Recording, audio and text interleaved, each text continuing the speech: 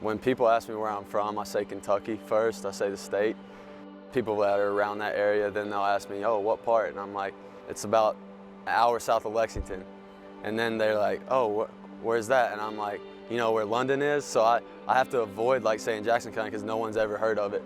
And it's a really small town. Everyone knows everyone. I have one stoplight in my town. Growing up there, there's not much opportunity, honestly. You know, what I did was either I was playing basketball or I was watching Kentucky basketball growing up. And that's what drove me, you know, to work even harder and to try to get out of that and, you know, show people back home that you can make something out of yourself if you work really hard. When I was, you know, in first, second, third grade, my papa, he coached our little YMCA team. I played with my cousins and my big brother, and I was really tiny. I didn't hit a growth spurt until I was like in 8th grade, so I was always a lot smaller, but he instilled that confidence in me even when I was younger than all the other players I played with. He always told me that I was going to be the best player out of that whole group, and he told me that when you are the best player, there comes a certain responsibility that you have to take on. Somehow he knew that this was my opportunity.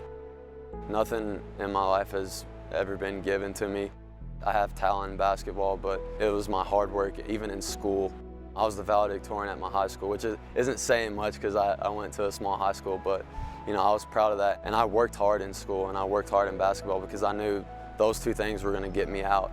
I couldn't be more proud of Jordan and his ability to accept all of the challenges that have come in front of him and try to get better with each of those things. So much of his background has contributed to his success here.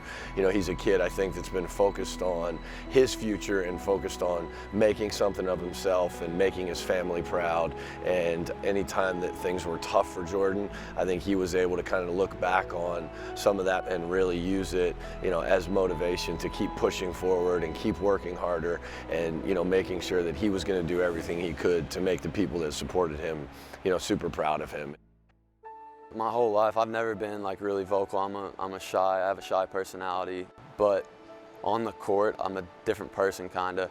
And these last 2 years, having that title as the captain of a West Point basketball team, it goes back to Mike Krzyzewski, who I got to meet at Duke after the game. I shook his hand, that was a dream for me.